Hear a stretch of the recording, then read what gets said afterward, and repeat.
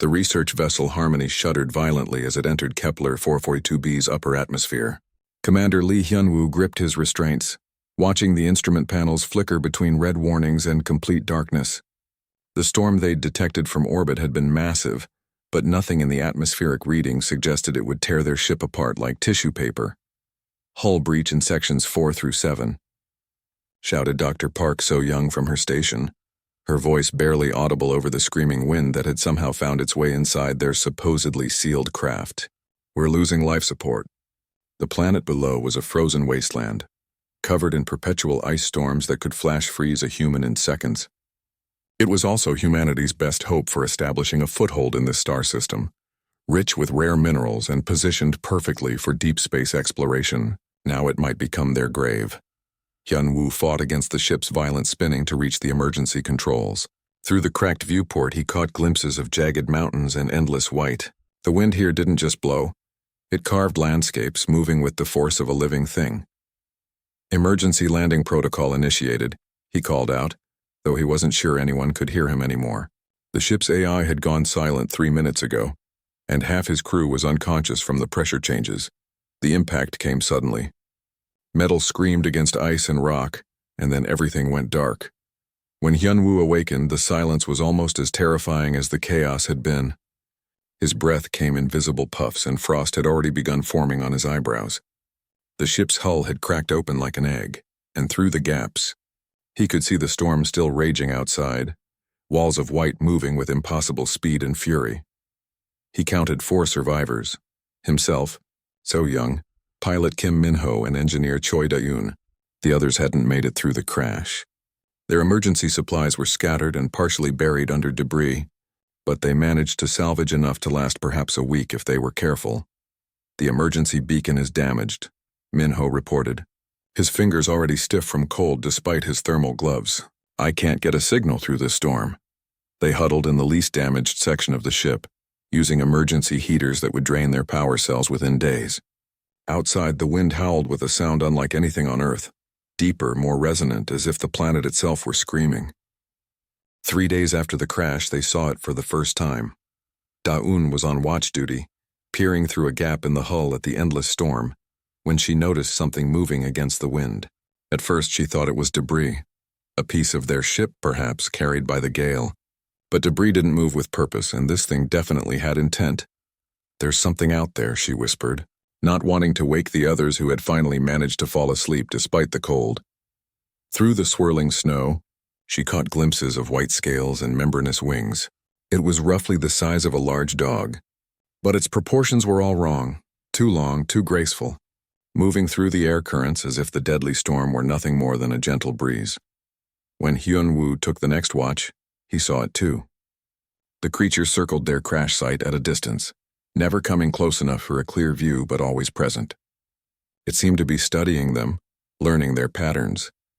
"It's some kind of flying lizard," So-young observed when they discussed it the next morning. As their xenobiologist, she was fascinated despite their dire circumstances. "The coloration suggests it's adapted for this environment. Perfect camouflage against the ice and snow." "Is it dangerous?" Min-ho asked, checking their makeshift weapons, tools salvaged from the ship's workshop. "Unknown. But it's been watching us for hours. That suggests intelligence. Their food supplies were running critically low. The emergency rations had been calculated for a rescue that should have arrived days ago. The heating elements were failing one by one, and the storm showed no signs of letting up. If anything, it seemed to be getting worse. On the 5th day, So-young collapsed during her watch shift. Hypothermia was setting in despite their best efforts to stay warm. They wrapped her in every spare piece of fabric they could find, but her breathing was shallow, her lips blue. The creature appeared again that evening, closer this time. Through the storm, Hyun-woo could make out more details: translucent wings that seemed to glow faintly in the dim light, ruby-red eyes that reflected their emergency beacon's intermittent flash. It perched on a piece of their ship's hull, completely motionless despite the howling wind. It was watching So-young. "What does it want?" Da-yoon asked, unconsciously moving protectively closer to their unconscious teammate. The creature tilted its head, almost as if it had heard her question. Then, with a sound that was part whistle, part song, It spread its wings and disappeared into the storm. A pile of crystalline formations sat just beyond the hull breach, each one roughly the size of a human fist and glowing with internal warmth. The crystals pulsed with a steady rhythm like heartbeats, and the air around them shimmered with heat distortion. Heat stones, Dayun breathed, recognizing them from their geological surveys. These formations occurred naturally on Kepler 442b, but only in deep underground caverns where geothermal activity kept them active. Finding them on the surface, especially during a storm, should have been impossible. Minho reached for one cautiously, expecting it to burn his gloves. Instead, it felt pleasantly warm, like holding a cup of hot tea. The moment he brought it inside their makeshift shelter, the temperature rose noticeably. "The creature," Hyunwoo said, understanding immediately. "It brought these to us."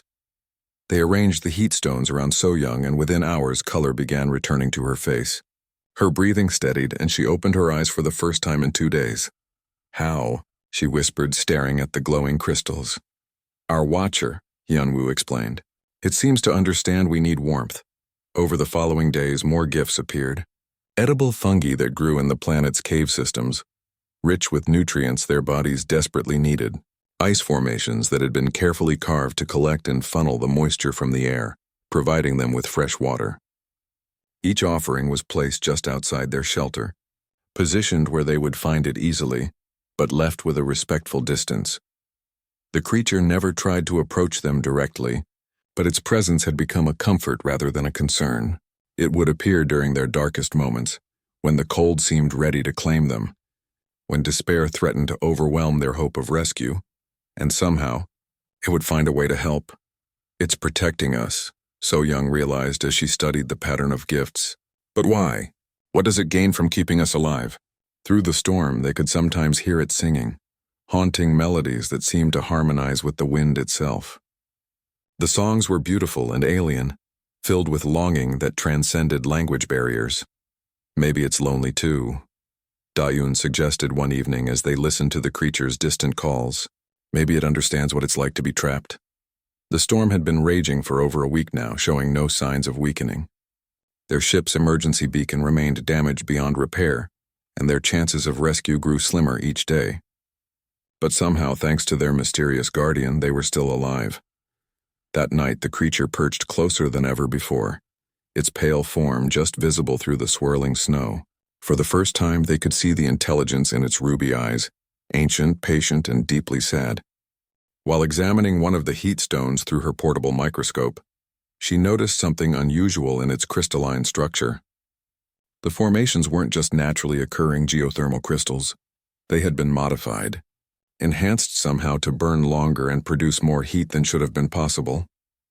"Look at this," she called the others over to peer through the scope. "See these microfractures? They're not natural. Something has deliberately altered these crystals to maximize their thermal output." "The creature?" Minho asked. "It has to be, but that would require an understanding of crystalline chemistry that rivals our own technology." As if summoned by their discussion, the pale form appeared outside their shelter. This time, instead of maintaining its usual distance, it approached slowly, deliberately. They could see it clearly now. Serpentine neck, intelligent eyes, scales that shifted between white and silver depending on the light. Its wings were translucent membranes stretched between delicate bone structures, and along its spine ran a row of crystal formations, similar to the heat stones it had been bringing them. The creature settled just outside the hull breach and began to sing. The melody was complex, layered with harmonics that seemed impossible for a single throat to produce. But as they listened, patterns emerged. Mathematical progressions, repeating sequences that reminded So-young of the chemical formulas she worked with daily. "It's trying to communicate," she realized.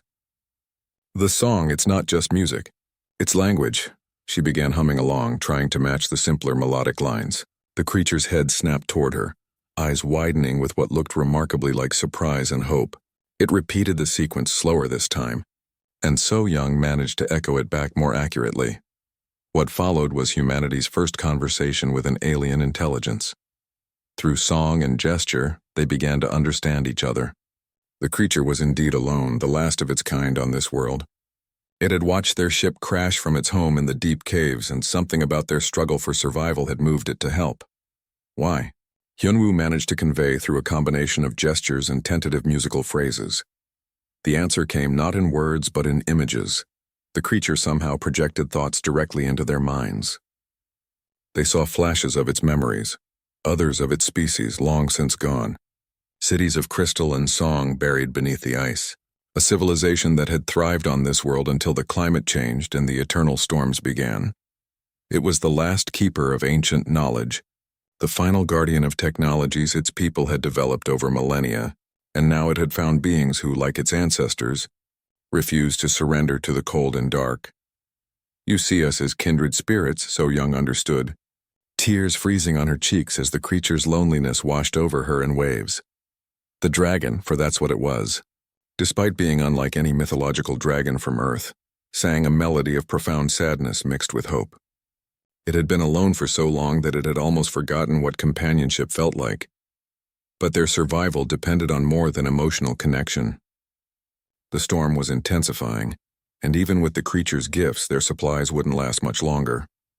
The storm had evolved into something beyond mere weather, a planet-wide atmospheric disturbance that their orbital meteorologists would later classify as a once-in-a-century event. The winds now carried ice particles moving at velocities that could strip flesh from bone, and the temperature had dropped to levels that made their survival gear nearly useless. Minho was the first to voice what they all knew. We're not going to make it much longer, even with our friends' help. The dragon had been spending more time near their shelter, its songs growing more urgent and complex. Through their developing communication, they learned that it sensed something they couldn't, a change in the storm's pattern that meant even greater danger was coming. It's trying to tell us we need to move, So Young translated after a particularly intense musical exchange. But move where? There's nowhere to go in this storm. The answer came that evening when the dragon did something unprecedented. It entered their shelter. The creature was larger than it had appeared from a distance, its wingspan nearly touching both walls of their makeshift refuge. But its presence brought immediate warmth, the crystal formations along its spine glowing brighter as if responding to their need. Through direct contact, the communication became clearer. Images flooded their minds. Deep caverns carved from living crystal, chambers where the dragon's people had once lived, protected from the surface storms by layers of rock and ice. The caverns still existed, but reaching them would require a journey through the deadliest parts of the storm. It wants to take us there, Daun understood, to its home, but there was a problem. The dragon could carry one person, perhaps two if they were small. Not all four of them. The weight of this realization settled over the group like the cold itself. They had survived together through everything, the crash, the cold, the gradual depletion of their supplies. The idea of splitting up seemed impossible. I'll stay behind, Hyunwoo said quietly. As commander, it's my responsibility. No, So Young protested. I'm the heaviest. It makes more sense for me to... We're not leaving anyone, Minho interrupted. There has to be another way. The dragon watched their debate with obvious distress, its songs taking on notes of mourning. It understood the bond between them, the human refusal to abandon their own, but it also knew what they didn't, that the storm's next phase would bring conditions that would kill them all if they remained exposed. That night, as they huddled around the dragon's warmth and tried to find a solution, they learned something else about their alien friend. It began to sing a different kind of song, one that made the air itself shimmer with energy. The crystal formations on its spine pulsed in rhythm with the melody, and gradually the temperature around them rose to almost comfortable levels, but the effort was clearly draining the creature. Its songs became weaker, its movements more labored. It was expending its own life force to keep them alive. You're killing yourself to save us, Hyunwoo realized with horror. The dragon's response was a melody of acceptance, of purpose fulfilled. It had been alone for so long, keeping ancient knowledge alive with no one to share it with. Now it had found beings worth protecting, worth passing that knowledge to. If that cost its life, then that was a price it was willing to pay.